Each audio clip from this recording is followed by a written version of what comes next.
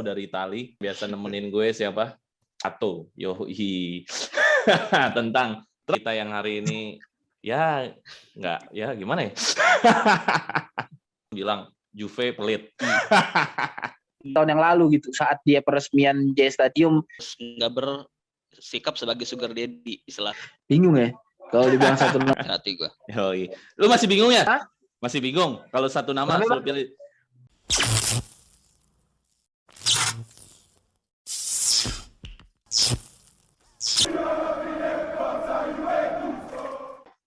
Oke teman-teman, Suara Juventini, kali ini kita kebetulan conference nih karena situasi pandemi. Baru sekali dari zaman bikin dari PSBB sampai sekarang juga bikinnya nggak pernah conference. Baru kali inilah conference. Dan kebetulan Jeremy orang jauh dari Itali. Itali Serpong. Dari head office gue. Ini head office-nya gue kan. Itali belok kiri dikit. Itali Serpong. Terus ada yang biasa nemenin gue siapa? Ayas ya, Ilyas ya. Ayas di Purwakarta. Jadi karena biar waktu bisa nyambung semua walaupun jauh ya kita conference di akhirnya. Tapi yang penting kita mau bahas sekarang tentang Mercato. Yoi. Tentang transfer Juve.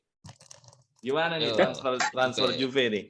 Udah siap belum tentang tim kita yang hari ini? Ya nggak, ya gimana ya? Gimana Jer? Ngeliat Mercato Juve Jer? Mercato Juve sih gue emang ini sih. Gue kayak ini sih, kayak berusaha untuk ngelihatnya secara dua sisi lah. Dalam artian emang apa? Kalau dari fans emang gue lihat kan emang ada kekecewaan lah, dalam artian kok Juve nggak bergerak dan lain-lain, sedangkan tim lain tuh kayak Chelsea tiba-tiba 130 juta bayar Lukaku gitu kan. Nah, gue sempat lihat yang lu tadi tuh 10 tahun terakhir Mercato, cuman sebelumnya gue sempat coba ngubuk tuh kondisi Juve-nya, jadi gue pengen coba ngebedah dari sisi manajemennya sih. Kita ada slide tentang Mercato Juventus ya. Udah lihat ya datanya, Yes? Jadi Udah.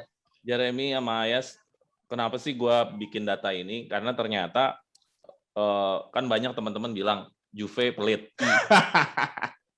Juve pelit. Tapi track recordnya di 5 tahun ke belakang itu udah nyampe 4 triliun 270 juta euro tuh udah 4 triliun lebih. Karena 60 juta euro itu 1 triliun ya. Berarti udah sampai 5 triliun, Bang. Udah mau 5 triliun. Jadi itu pembelanjaan di 2018 sama di pembelanjaan di 2019. Jadi intinya sebenarnya Juve itu agresif di 5 musim terakhir. Jadi kalau ada perkataan yang mengatakan pelit, apakah data ini menunjukkan Juventus itu pelit di bursa transfer atau karena memang lagi pandemi aja hari ini? Gimana ya? Ayas dulu deh. Menurut gimana Yas? Dalam 5 tahun terakhir ini, apakah emang Juventus pelit atau memang agresif atau kebetulan lagi pandemi? Karena datanya menunjukkan nggak main-main, 5 triliun, 4 triliun. Jadi kalau gue perhatiin dengan data terakhir itu, gue ngelihat Juve-nya memang pelit sih, bisa dibilang pelit karena dia nggak pernah beli pemain bintang kecuali ngebuang pemain bintang lainnya gitu. Pernah ngebeli Higuain dengan ngebuang Pogba gitu loh. Ngejual Vidal dengan ngebeli Pjanic dengan ngejual Vidal dan yang lain sebagainya gitu. Jadi kalau bisa dibilang ada sebagian Juventini yang mengatakan Juve itu pelit, ya ada benarnya sih, gue juga nggak bisa menyalahkan mereka gitu. Tapi memang kondisi Juve saat ini seperti atau mungkin gue nggak ngebahas tentang Juve-nya ya. Gue ngelihat persepak bolaan dunia ini sekarang udah berubah gitu loh. Berubahnya bukan antara klub besar dengan klub kecil lagi, tapi lebih ke klub sultan vs klub besar vs klub kecil gitu loh. Jadi ada beberapa klub yang memang nggak tersentuh keuangannya walaupun di saat pandemi seperti ini. Adapun Juve mungkin ya karena kita tahu ya Agnelli itu seorang presiden yang benar matang sekali hitungannya gitu. Jadi saat dia tidak mengeluarkan uang di saat pandemi begini, ya ada masih bisa ditoleransi sih gitu loh. Karena jadi imbas semuanya. Jadi Mercato kali ini lu menganggap sekarang ya memang karena pandemi, maksud gua 5 tahun terakhir lu masih mengategorikan Juventus pelit lah ya. Oh iya, kalau dibilang pelit, gue tetap masih mengatakan Juve bukan seperti apa yang disebutkan oleh Agnelli 11 tahun belakangan gitu, 11 tahun yang lalu gitu, saat dia peresmian J Stadium yang dia bilang mau menguasai Eropa dan lain-lainnya sebagainya. Menurut gue belum sampai ke arah situ gitu. Kita lihat semua yang menjuara Eropa itu hampir semuanya memang presidennya itu gila dengan gelar gitu. Royal, dan ya? Mereka royal dan nggak main-main dengan yang namanya mendatangkan pemain bintang, nggak seperti Juve datangin pemain bintang, buang pemain bintang lainnya, kayak puzzle-nya itu nggak pernah lengkap kalau di Juve. Oke, berarti kita pengen dengar puzzle-nya itu nggak pernah lengkap. Oke, siap. Ya.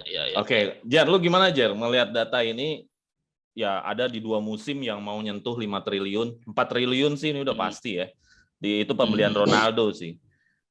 Menurut lo ini agresif atau sebenarnya memang masih pembelajaran Mercato yang normal atau malah dibilang masih pelit? Apa gimana?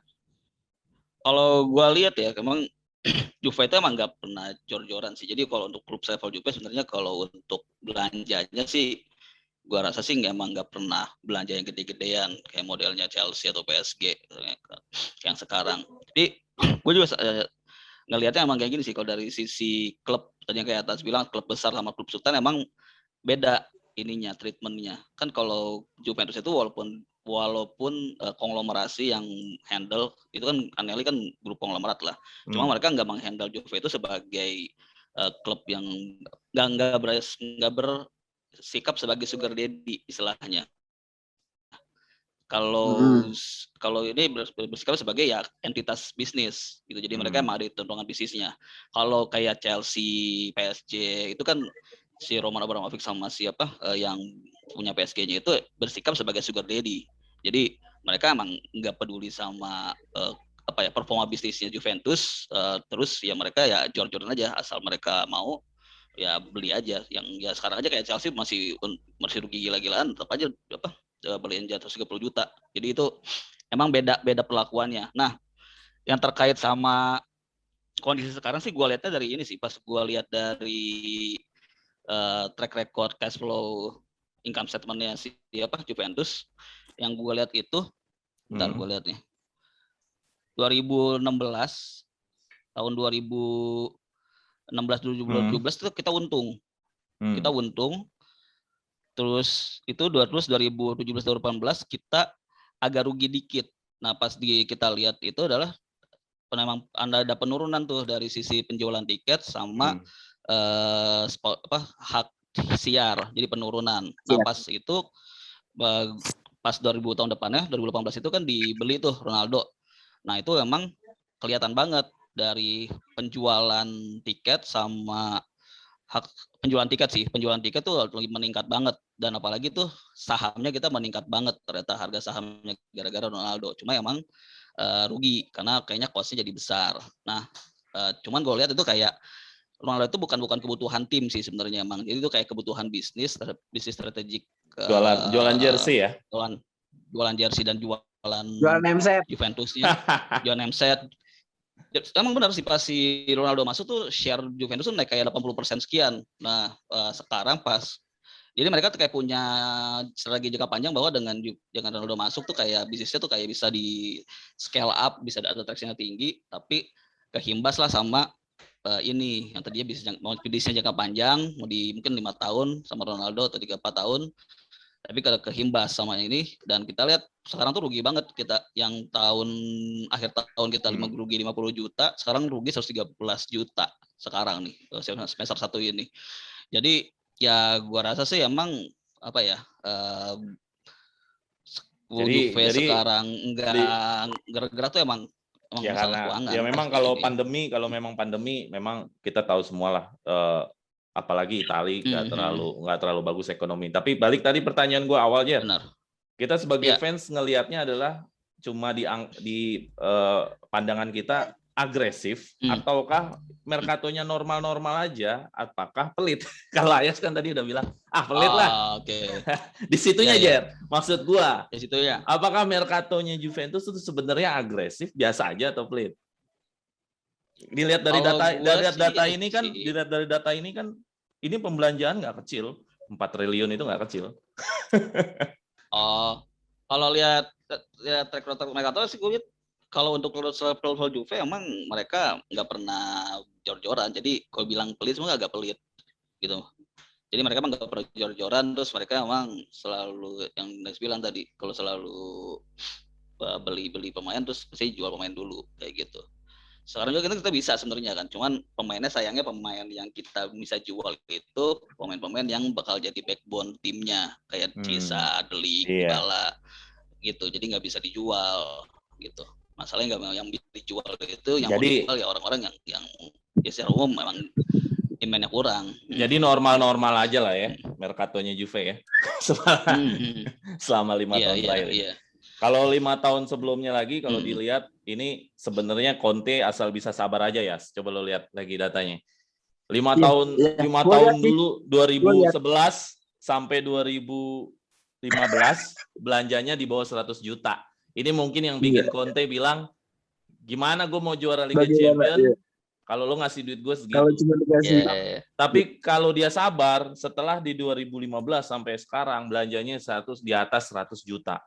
100 juta euro itu 2 triliun, men. Jadi jangan ngomongin zamannya Conte coba. Gue sakit hati. Ale nggak diperpanjang malah datengin Anelka. Iya. Nah, jadi itu tadi data yang bisa kita kasih tahu ke teman-teman Soro Juventini, ke Ayas dan ke Jeremy bahwa ternyata setelah gua track, ini data transfer market, jadi bukan data bohong-bohongan. Ternyata Juve belanja cukup banyak. Nah, menariknya ada nama-nama yang kata Ayas tadi, ada yang dijual, ada yang datang. Nah, kita lihat lagi slide kedua. 5 tahun terakhir aja ya, karena 5 tahun terakhir yang heboh adalah Caldara termasuk penjualan tertinggi di musim 2018-2019. Padahal gue juga nggak lihat dia main di Juve apa kagak. Tapi dia main di pramusim dia. Termasuk yang heboh Caldara. Nah, yang menarik lagi adalah Bonucci ternyata penjualan tertinggi di musim 2017-2018. 17. Iya, di data ini segitu.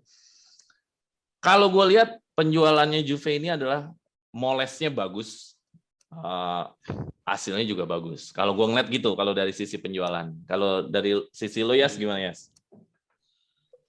Sebagian penjualan Juve memang awalnya gue juga pribadi gak setuju dengan penjualan Juve ya. Tapi belakangan terbukti dengan berjalannya waktu, ternyata mereka itu bukan seperti kita yang hanya sekedar menganalisa atau sekedar ngefans gitu ya. Jadi hitung-hitungan mereka udah terlalu matang yang sampai terjadi bahwasanya penjualan mereka itu memang menguntungkan dari segi teknis atau dari segi finansial gitu. Tapi ada beberapa kepingan yang menurut gua sangat disayangkan gitu dijual. Kayak penjualan Pogba. Setelah penjualan Pogba itu kita mendatangkan Higuain, dan di musim yang pertama datangnya Higuain kita lolos UCL, final UCL. Bukan tidak mungkin saat Pogba waktu itu hanya mendatangkan Higuain tanpa menjual Pogba, kita bisa berbicara banyak gitu di final saat itu gitu. Ya banyak lah andai-andai yang kayak seperti itu. Tapi gua akuin penjualan Juve ada beberapa kepingan yang mungkin sangat disayangkan dijual, tapi juga memang ada yang sukses. Gua nggak nutup itu, kayak Caldara. Siapa yang nyangka waktu Caldara dijual itu banyak Juventini yang meraung, banyak Juventini yang mengkritik manajemen, dan banyak Juventini yang memaki manajemen itu sendiri. Tapi akhirnya kita tahu kemana Caldara sekarang. Dia nggak hanya bermain cuman di Serie B aja sekarang. Oh. Dan Bonucci hancurnya Bonucci ya saat musim pertamanya di Milan, sudah akhirnya kan balik lagi. Jadi ini adalah data di musim itu penjualan Juve, siapakah pemain yang paling tinggi dijual pada musim itu. Gitu, Jer. Jadi gue perlu, Jer, nama-nama ini Ada Pjanic, ada Cancelo, ada Caldara, Bonucci, Pogba. Menurut lu layak dijual paling mahal oleh Juve? Harganya memang cocoknya segitu atau bisa lebih tinggi atau kemurahan atau kemahalan dari 5 musim terakhir ke belakang ini? Kalau yang gue lihat itu sih ini sih. Kalau untuk jual yang tadi, gue rasa sih Juventus udah inilah, manajemen Juventus sudah cukup matang lah langkahnya ya. Dan harga-harganya sih menurut gue sih masuk akal. Malah yang Caldara sebenarnya agak overpriced kan sebenarnya dengan pengalaman dengan kapasitas dia. Terus ya kalau yang gue lihat kan emang waktu penjualan Pogba emang banyak yang komplain ya. Cuma pas gue lihat lagi ke depan setelah dia pindah, gue lihat emang apa ya? Gue mungkin ngerasanya kalau emang Pogba diam di Juventus, gue nggak tahu apakah dia akan benar-benar sebagus yang sebelumnya atau malah menurun gitu. Jadi dan apalagi sekarang kelihatan memang dia agak-agak menurun sih sebenarnya performanya gitu. Jadi kayak bukan menurun sih, dia kadang-kadang bagus banget, kadang-kadang jelek, jadi kayak inkonsisten nggak lah stabil sebenarnya. ya, Jadi nggak stabil. Jadi dijual harga segitu justru menguntungkan buat Juventus. Jadi kalau secara penjualan sih menurut gue sih cukup ini ya. Apalagi yang Pjanic kan kelihatan banget pas di Barkanya malah kayak ya nggak jelas lah gitu. Jadi ya cukup oke lah menurut gue sih kalau misalnya penjualan. Jadi 5 tahun terakhir ini Juventus jual pemain cukup oke ya. Ini data yang paling tinggi ya, pemain yang bisa dijual paling tinggi. Kalau gitu, Jeremy Amalia, siapa pemain yang pengen lu jual musim ini? Kalau lu jadi sport director. Ayo. Siapa pemain yang pengen lu jual di musim ini? Plus harganya berapa? Satu pemain yang pengen lu jual. Gue pribadi, gue jawab dulu ya nih. Gue pribadi, gue pengen Ronaldo sih. Gitu. Ya Ronaldo masih ada harganya. Dengan segala hormat ya, dengan segala hormat dan dengan segala macam terima kasih kepada dia atas dedikasinya di Juve. Sepak bola sekarang tuh menurut gue udah nggak ada yang namanya sentris ya, lebih ke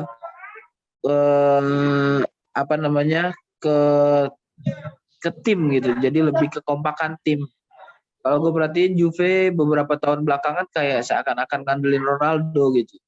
Ya dia hebat, bukan nggak hebat gitu loh, kayak kemarin dia sampai Capocannonieri ya kan, jadi top skornya Juve. Kemudian dia banyak kebantu Juve di match-match penentu gitu, tapi kadang hilang di match-match yang penting gitu, kayak semacam di match Porto dia hilang gitu kan. Menurut gua dengan segala macam keistimewaan dia, buat gua tahun ini layak dia untuk dijual. Pertama masih ada uangnya gitu kan, masih ada dananya, dari segi finansial juga masih masuk. Kemudian dari segi strategi tim mungkin juga sudah saatnya Juve move on dari seorang Ronaldo gitu. Kira-kira berapa ya? Terima kasih pada dia.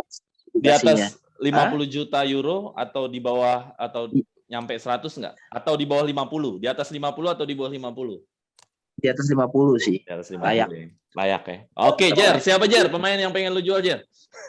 CR7 dijual sama Ayas. Gila. Kita nggak punya bintang. Liga petani berarti, Liga Serie A. Ya.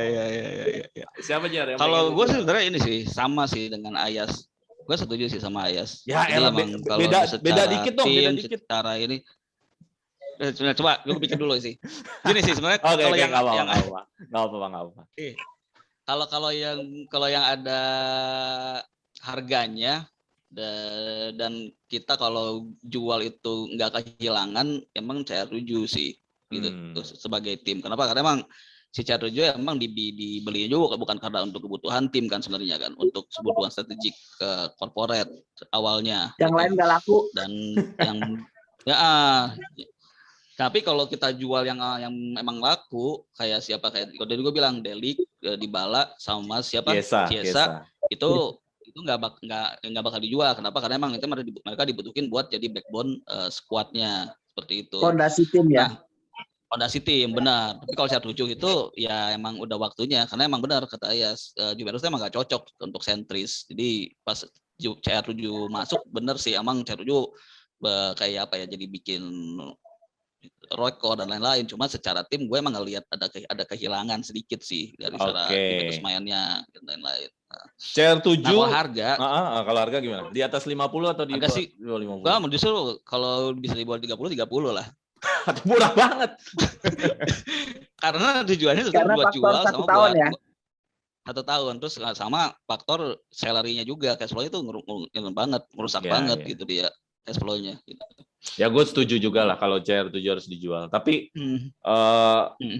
Serie A benar-benar nggak ada gout-nya lagi, nggak ada superstar. Ya kalau kita orang yang lama nikmatin Serie A kayaknya nggak pernah takut dengan kehilangan bintang siapapun itu gitu. Betul. Gitu. Oke, langsung ke pembelian. Pembelian 5 musim terakhir ini fenomenal semua sih menurut gua. Ada Ronaldo, ada Arthur, ada De Ligt, ada Bernardeschi, ada Higuain. Yang paling murah di sini Bernardeschi doang di musim 2017-2018. Selebihnya mahal semua, hampir menyentuh 2 triliun. Ternyata Arthur juga mahal.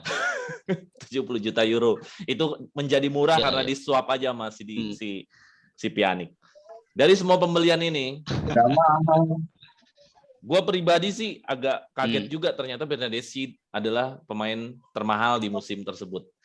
Lo ngeliatnya gimana dari 5 musim ini? Jeremy dulu deh, pembelian. Oke. Kalau dari musim yang itu ya, apa tadi ada Arthur, ya, gue hitam nih nggak kelihatan nih ya. Sebutin dong. Ada Arthur, De Ligt, Ronaldo, Bernardeschi sama Higuain. Oke. Sebenarnya kalau untuk pembelian Higuain terus De Ligt sih menurut gue sih itu sesuai lah. Higuain juga walaupun banyak fans yang agak kurang suka, itu gue rasa dia produktif banget lah cukup produktif lah di Juventus dan dia emang cukup penting pada saat itu. Nah, kalau The Ligt emang kelihatan kualitasnya kan sekarang kan. Nah, yang paling dikebulin sih kita sama Barca sih yang jualan Arthur. Soalnya kan dia sekarang cedera melulu kan. Dan pas gue lihat track record tadi Barca itu 2 tahun terakhir itu cedera melulu. Jadi sebenarnya dia emang rajanya cedera sebenarnya dari 2 tahun di Barca juga terus dijual mahal jadi kayak kita dikibulin gitu loh sebenarnya. Lo gimana ya? Sama ngibulin sih. Nah, apa tuh? Ya, lo gimana ya ngelihat pembelian Juventus? Sama ngibulin. Benar. Pembelian Juventus. Komen-komen Bernardeschi itu menurut gue sih pada saat itu emang cocok sih jaga termal karena dia kan dianggap pemain Italia paling yang cukup potensial ya, pemain muda yang cukup potensial dan pada saat itu emang lagi cukup bagus performanya.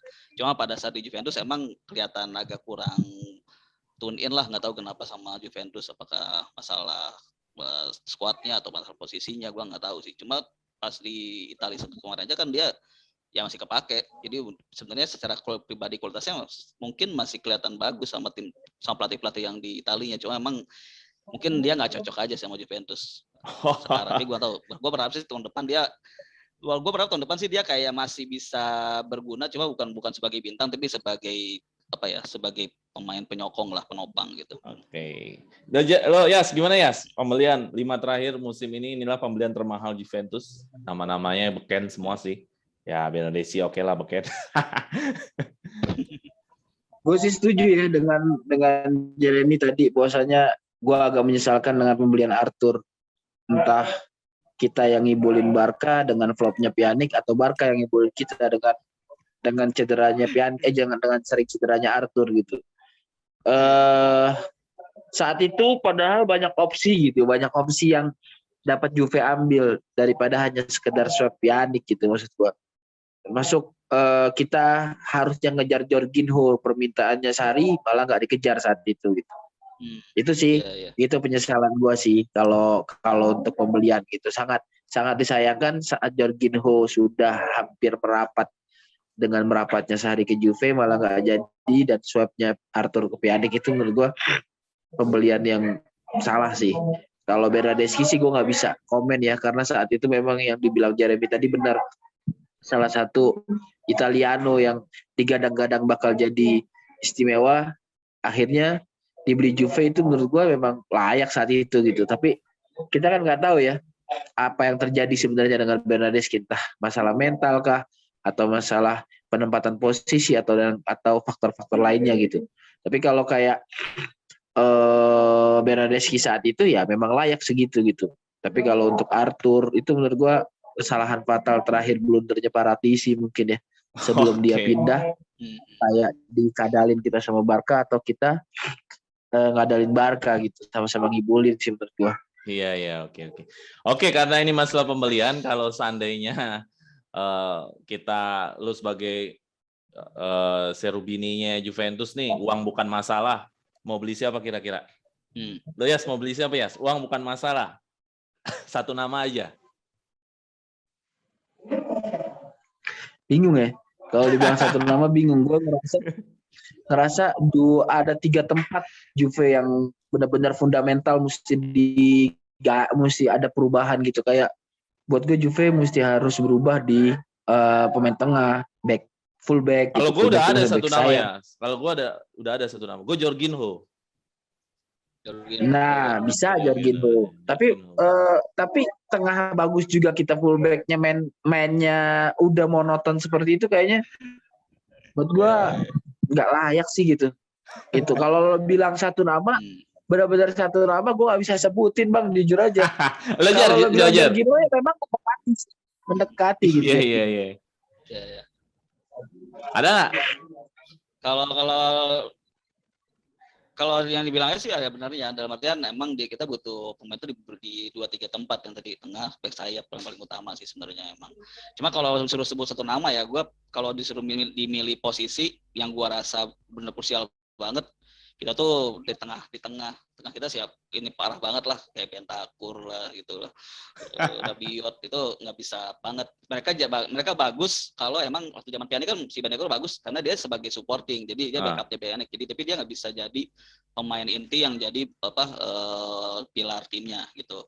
Nah kalau gue memang kalau disuruh nama, gue pasti namanya yang di tengah doang, yang benar diutamain. Tapi kalau nama yang gue rasa gue pengen beli itu bukan Jorginho sih, gue malah lebih prefernya sama Verratti ya. Oke, Verratti karena dia bisa ngangkat tim. Kalau gue lihat, kalau Jorginho itu dia sih gue nggak lihat dia pemain yang bisa ngangkat tim sih. Jadi dia kalau dia timnya bagus, dia bisa blend in sama timnya. Tapi kalau timnya lagi down tuh dia bukan pemain yang bisa ngangkat tim. Tapi kalau Verratti gue lihat dia bisa kayak mengangkat bisa mengangkat tim lah, individualnya masih bagus, masih berani, agresif, mental juga masih bagus, kayak gitu-gitulah. Oke, jadi kalau lo Jar udah tahu ya, kalau seandainya dikasih duit nggak ada masalah, satu nama Verratti ya. Verratti gue. Lu masih bingung ya? Ya? Masih bingung kalau satu nama suruh pilih. Kalau disuruh satu nama lu masih bingung? Gue kalau dipilih satu nama gue pengen Gosen. Gosen. Ya. Gosen. Jadi kalau lini tengah gue nggak tahu ya. Lini tengah itu entah itu sistem pelatih yang nggak bisa diterapkan dengan pemain kita yang ada sekarang, atau memang pemain kita yang bebel gitu loh. Iya. Itu kalau gue ngelihatnya. Tapi kalau full back kiri itu buat gue fundamental banget. Alexandro ini udah benar-benar bukan nggak layak gitu untuk bermain.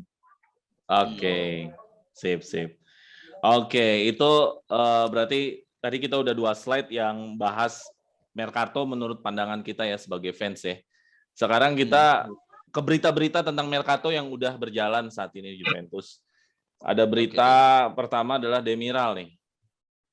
Demiral dipinjemin ke Atlanta, terus di akhir musim ada opsi untuk dibeli. Menurut lo Demiral layak kita jual? Kita cepet aja di berita-berita ini. Demiral layak dijual atau dipertahankan? Siapa dulu yang mau jawab? Layak dijual apa dipertahankan? Ejar? Layak dijual atau dipertahankan? Gua sih dijual. Gua dari dulu emang gak terlalu suka sih, biasa aja. Jadi Demiral ini layak untuk dijual ya? Iya. Berarti ini cocok lah ya Demiral cabut dari Juve. Benar. Lu masalahnya gini aja. Dia tuh kayak Jonathan Bacchini zaman Edgar Davids gitu sih. Wah, anjing, nggak tahu gua lihat tuh. Lupa.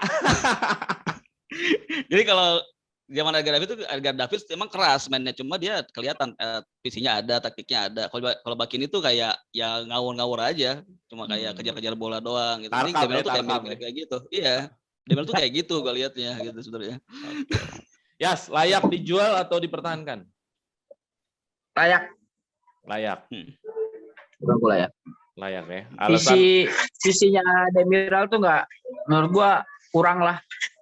Oke. Tapi masalahnya gini ya, Demiral dijual tapi malah Rugani yang jadi memposisikannya. Gue pikir dengan Demiral dijual nyari center back lagi, ternyata Rugani lah yang menjadi penggantinya. Ya gimana Bang, nggak laku Bang. Masalah demand aja itu sih, masalah demand itu. Iya. Oke, ya. Jadi layak ya. Ruganinya kalau laku mungkin masuk gitu loh. Iya. Berarti ini layak ya Demiral cabut dari Juve ya, kita sebagai fans ya. Iya. Oke, kita selanjutnya Piaka hampir setiap musim dipinjemin. Kalau gua menilainya ini adalah properti aja, mencari siapa yang nanti akan beli. Lo gimana menilainya? Ini udah, kalau gue ngelihatnya ini sebagai properti Juve aja. Lo gimana, Jer, ngelihatnya Piaka ini? Hampir tiap musim dipinjemin. Gue sih ngeliatnya sebenarnya Piaka tuh agak underappreciated sih dari Juve. Dalam artian waktu dia dapat kesempatan di Juve tuh sebenarnya mainnya nggak jelek-jelek banget. Ya lumayan lah mainnya sebagai supporting posisi itu. Terus kompetitor juga yang masih agak lebih bagus dibanding sekarang. Jadi agak underappreciated, agak kurang dihargai sih menurut gue Piaka. Jadi sebenarnya gue sih lebih prefer dia di sini dulu sih sebenarnya di Juventus. Jadi layak untuk dicoba ya. Dicoba. Dipertahankan atau dicoba lah lebih tepatnya ya. Lo Yas gimana ya? Layak dicoba atau emang dipinjem-pinjemin? Kalau gue sih emang melihatnya Piaka ini kayaknya emang buat dijadiin duit aja. Nanti tunggu tawaran paling gede terjual. Lo gimana ngeliat Piaka ya? Kalau gue Piaka ya, gue pribadi masih pengen sih ngelihat dia gitu layak untuk dicoba di Juve gitu. Kenapa? Karena saat dilatih Allegri saat itu, entah ya itu sebelum cedera atau setelah pasca cedera dia, mainnya layak gitu loh dibanding maaf ya Bernardeschi gitu kayak seperti itu. Buat gue Piaka layak untuk dicoba gitu. Dia masih ada sedikit semangatnya gitu kalau menurut gua. Kayak Bernardeschi gua ngeliat kayak entah itu kena mental atau emang dari awalnya dia salah penempatan posisi akhirnya turun performa apa gua juga nggak tahu sih sebenarnya apa yang terjadi sama Bernardeschi. Tapi kalau Piaka menurut gua masih layak gitu. Nah, terlepas itu semua hitung-hitungan Juve gue juga nggak tahu kemana gitu. Apakah memang ada blunder saat di scouting listnya Juve atau di scoutnya Juve tentang pembelian Piaka atau gimana, gue juga nggak tahu gitu. Oke. Itu Piaka layak dicoba. Jadi layak dicoba. Kalau gue ngelihatnya ini mah nggak bakal dicoba. Kalau gue ngelihatnya ini pasti buat jualan Juve aja. So, ini ibaratnya kalau di toko display dagangan. Iya. Yeah. Oke, Frabotta layak atau emang harus dipertahankan? Frabotta kita sedikit ya highlight ya. Frabotta ini munculnya di zaman Pirlo doang loh. Jadi menurut lo layak atau gimana? Kalau menurut gue sih ini karena Allegri aja sih, emang bukan pilihannya Allegri. Iya ya. Jadi gimana? Layak atau dipertahankan? Lu udah. Kalau Frabotta ya, kita ngomong Frabotta ya. Frabotta layak atau dipertahankan? Dilayak atau memang layak atau enggak dipertahankan ya? Kalau menurut gua kalau zamannya Allegri jangan deh. Kenapa? Pertama kayaknya tuntutan Juve kepada Allegri itu lebih besar dibanding tuntutan Juve kepada Pirlo gitu. Jadi saat itu mungkin Pirlo masih mampu untuk eksperimen, entah itu memainkan pemain muda gitu. Jadi pemain muda itu tergantung pelatihnya sih kalau menurut gua gitu loh. Mampukah dia membangkitkan semangat atau mampukah dia membangkitkan mental pemain itu atau tidak gitu. Kayak gua ngelihat yang jago-jago ngebangkit mental pemain muda tuh kayak siapa? Klopp gitu, Jurgen Klopp dan lain-lain gitu loh. Kayak menurut gua mereka layak untuk dicoba di tangan mereka. Tapi kalau di tangan Allegri janganlah. tuntutan Juve ke Allegri itu terlalu tinggi kalau menurut gue sekarang, apalagi Allegri versi 2.1 kasarnya gitu. Kalau lo Jer gimana Jer? Layak atau memang harus dipertahankan? Layak untuk dijual, layak atau dipinjamkan atau dipertahankan? Menurut gue sih emang Cole Fabrota levelnya emang harus dipinjamin dulu sih. Jadi belum waktunya untuk ke Juventus. Kenapa? Karena kasihan juga, dalam artian tuntutannya itu terlalu tinggi sih Juventus untuk pemain muda. Terutama Fabrota itu bukan pemain yang modelnya kayak Mbappe atau apa yang menjadi superstar, tapi emang itu pemain yang harus sabar aja kitanya. Jadi dipinjamin dulu 2 tahun 3 tahun, lihat progresnya. Kalau progresnya bagus bisa kita coba gitu. Tapi kalau langsung ini yang ada tiba-tiba dia ya gun atau tiba-tiba langsung patah aja orang anaknya. Oke. Itu tentang Frabotta ya. Jadi kita bersabar saja ya. Bersabar. Tapi gue berkembang. Tapi pemain yang biasa dipinjemin mediocre, kalau dia emang bagus, dia pasti kelihatan bagus. Kalau dia nggak bagus, ya dia kelihatan kayak mediocre aja udah. Betul. Kayak orang kayak biasa aja. Iya. Oke. Kita ngomongin ke pembelian. Pembelian Juventus yang udah pasti adalah Caio Jorge ya dari Brazil. Neymar Junior. Yoi, ini usia masih muda banget, usia 19 atau 20 tahun. Dia memilih Juventus, tapi gua nggak sempet nyari datanya kurang lebih tidak terlalu heboh, maksudnya nggak terlalu wonderkid lah datanya sih. Ya. Gimana menurut lo, layak Juve coba pemain ini atau harusnya punya pilihan wonderkid yang lain gimana? Atau cari striker yang emang udah matang, ya model-model kayak usia-usianya Higuain yang waktu itu atau Mandzukic, tapi memilihnya malah pemain potensial. Gue belum bilang dia gagal karena memang kita belum tahu kan. Potensial lah bahasanya, potensial. Gimana? Siapa dulu nih? Gue dulu. Ya, oke, lu Jer. Gimana Jer? Gue dulu. Kalau ini sih gue ya kayak nggak ada ekspektasi sama sekali sih. Kalau dia bagus, kalau enggak ya udah gitu. Soalnya ya gue sempat lihat juga sih ininya, dia 19 tahun umurnya kan. Terus dia baru main 10 kali, jualnya baru sekali. Terus kita kalau bandingin sama Neymar 19 tahun itu kayak udah 100 kali main.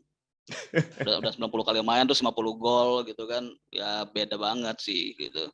Jadi ini kayak gue nggak tahu kenapa tiba-tiba ada di Juve juga, gue nggak tahu siapa yang jualan atau tiba-tiba muncul aja. Jadi ini kayak ya udah datang aja. Mungkin ya kalau ada Morata atau Dybala cedera mungkin dia dipakai buat line up. Cuma gue nggak ngerasa dia bakal sering dipakai sih sama Juventus. Tapi gini Jer, masalahnya kan Juve ini kan punya ya target lah, istilahnya mau balik lagi Scudetto atau mau UCL lebih bicara banyak sampai juara.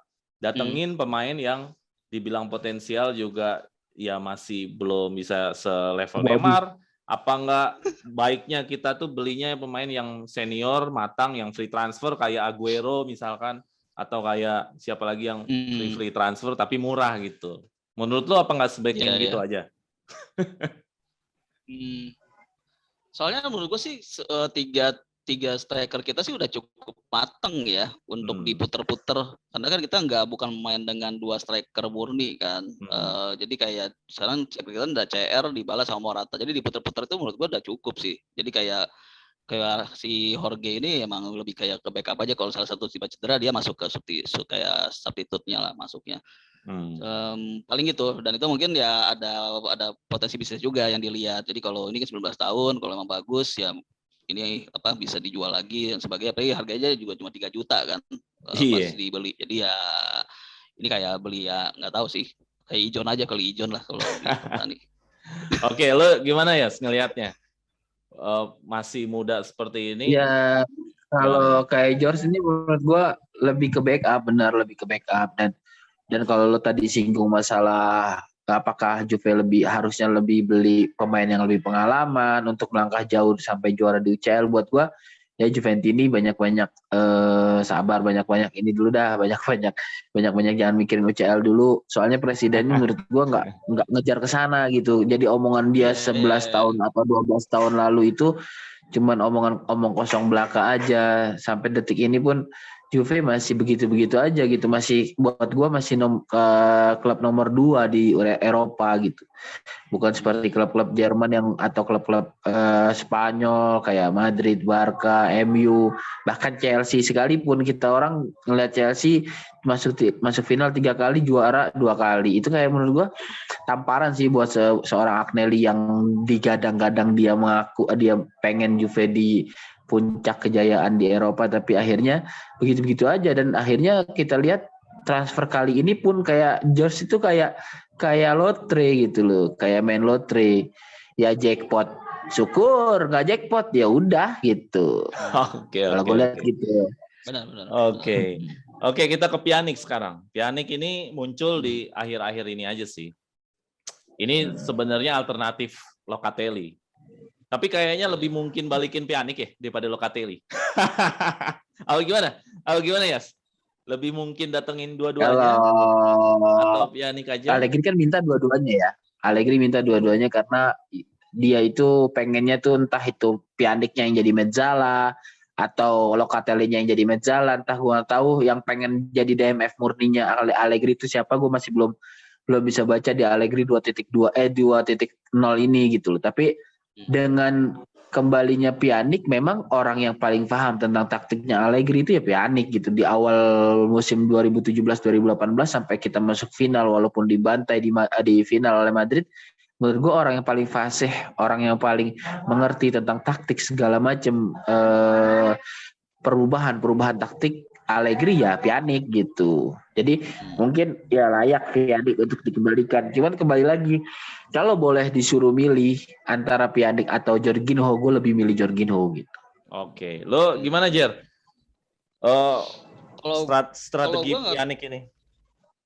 Kalau Pjanic sih ini sih. Kalau emang tadi yang Matayas, kalau emang Allegri bisa dua-duanya sih justru bagus. Cuma kalau gue sih masih agak pede Juventus tuh akan beresin si Locatelli sih. Soalnya yang gue lihat endingnya demand dari klub lain emang gak terlalu besar juga buat Locatelli. Kan sempat ada gosip buat Arsenal, buat Liverpool. Cuma pas gue lihat nggak ada penawaran signifikan juga sebenarnya. Jadi sebenarnya mereka iya, jadi mereka demandnya tuh nggak cuma kayak tes the water aja sih, kayak ngebit, nggak pengen tahu aja, ngebit doang, terus nggak ada apa. Jadi yang benar-benar ngebet tuh di Juventus. Jadi kayaknya sih gua rasa sih 90% tuh akan ke Juventus sih Locatelli. Jadi kecuali ada something happen. Jadi alternatif ini sebenarnya opsi kedua yang masih agak jauh ya. agak jauh sih. Agak jauh ya. Jadi lebih ke Locatelli ya. Kalau gue lebih ke Locatelli sebenarnya. Pokoknya jangan bosan-bosan ya. Di grup WA kita ya. Sampai akhir zaman. Locatelli terus. Akan meeting makanya. Kita akan meeting doang gitu ya. Beritanya cuma itu aja sebenarnya. Bahasanya doang aja beda.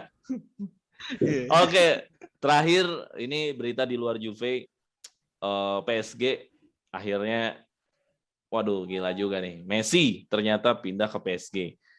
Gue pindah ke PSG-nya nggak kaget. Gue lebih kagetnya kepada Messi ternyata nggak pensiun di Barca. Kalau lu gimana menyikapi ini? Mungkin nggak ngaruh sama Juventus, tapi ini menjadi berita yang heboh lah di dunia persepak bolaan. Lu gimana ya? Kalau gue lebih kepada kok akhirnya bisa ya Messi nggak pensiun di Barca gitu. Ya gue nggak kaget ya. Kalau lo bilang kayak gitu gue gak kaget karena Del Piero pun gak pensiun di Juve gitu. Oh iya. Gue sebenarnya nggak demen ngomongin tim lain ya. Cuman karena ini memang berita yang viral, berita yang heboh gitu kan, sampai kayaknya nggak ada berita heboh kecuali ini gitu kan. Menurut gue sangat disayangkan gitu seorang yang bikin Barca tadinya tanpa boh gitu kan kasarnya kan, tanpa UCL baru 2, kemudian beberapa belasan tahun ini dia sudah ngangkat Barca sampai bisa dapat UCL sampai 5 gitu kan. Buat gue memang seorang Messi sangat disayangkan nggak pensiun di Barca gitu, sebagaimana gue menyayangkan seorang Ale nggak pensiun di Juve. Itu aja sih komen gue gitu, karena gue nggak senang banget komenin tim orang gitu atau tim lain. Oke Jar, gimana Jar? Nih lagi heboh berita Messi. Kayaknya bukan kita doang Juventini yang ngomentarin Messi. Semua fans lain juga ngomentarin Messi ke PSG. Gimana Jer? Hebohnya berita Messi ke PSG. Sebenarnya ini sih, ya gue sebenarnya kalau secara umum agak kaget juga dia nggak stay di Barca sampai pensiun. Kenapa? Karena ya gue agak ragu. Sebenarnya gitu, gue agak ragu ada orang yang mau bayar lagi di usia seperti itu. Cuma PSG memang gila-gilaan ya, jadi mereka bisa bayar. Dan sebenarnya ini sih masih make sense dalam artian Messi itu setelah Argentina juara dia udah agak sedikit nggak terlalu under pressure, terbebani. Dalam artian dia udah selesai sebenarnya, dia selesai jadi legendnya. Jadi dia ya udah dia mau stay mau enggak itu sih nggak terlalu masalah. Apalagi sebenarnya Barca kan sebenarnya masih pengen, cuma mereka tergendala masalah itu kan, masalah kuota, salary dan sebagainya, itu yang mungkin agak berat dari Barkanya. Jadi ya biasa aja sih gue sih, mau stay mau enggak ini biasa aja. Cuman kalau kan gue bilang setelah dia juara di Argentina dia agak plong, jadi walaupun dia pindah terus dia nggak perform, dia nggak ada masalah juga gitu. Oke, terakhir nih, seandainya Juve vs PSG, Juve vs PSG, ini realistis aja, terserah lo ya mau jawab apa. Di final UCL, kira-kira siapa yang menang? Ayo. Gue realistis nih. Juve vs PSG. Ya gue Juve lah. Juve. Karena Ronaldo, kalau Ronaldo masih ada, Ronaldo motivasinya bakal berkali-kali lipat. Oke, berarti Juve lawan PSG, Juve yang menang ya? Yoi. Kalau gue kita pasti nggak bakal ngebantai sih. Cuma ya antara kita menang tipis atau menang penalti, itu aja. Oke. Kalau gue mainnya kayak yang model-modelnya kita lawan Barcelona sih. Model-modelnya kayak gitu. Kalau gue sih jujur, kalau di final kita bisa menang, tapi kalau ketemunya di luar final, kayak di perempat, di perdelapan, susah menang ya. Juve nggak bisa main di dua, datanya terakhir kali 3 kali selalu ketinggalan mulu di leg pertama. Selalu. Tapi sekarang Allegri loh yang pelatihnya loh. Ya makanya kalau Allegri kan bisa ke final nih, bisa ke final. Iya. Tapi benar juga kalau misalkan ke final ketemunya PSG, Ronaldo vs Messi ini udah pertandingan terakhir lah di dunia inilah. Ya, makanya Ronaldo pasti akan ngasih monumen. Motivasinya lebih besar. Pasti. Kalau ketemunya di final ya, karena kan final kan cuma sekali pertandingan kan. Betul. Sekali doang ya. Iya. Tapi kalau lu kalau suruh nanya itu gue pasti akan jawab Juve sih. Lu salah juga nanya kayak gitu habis ya.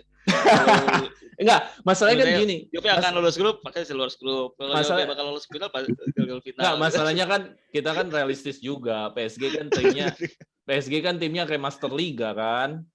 Iya. Ya. Cuma kan maksudnya PSG itu ini sih pas kalau kita belakang-belakangnya dia kadang-kadang underperform pada saat pressure-nya lagi tinggi gitu gue lihat tuh. Iya. Jadi betul. Gitu. Nah, jadi mungkin kualitasnya oke, tapi mereka tuh pas ada pressure lagi tinggi mereka tiba-tiba underperform gitu. Ya, itu masalah mereka lah. Gak penting juga. Ya.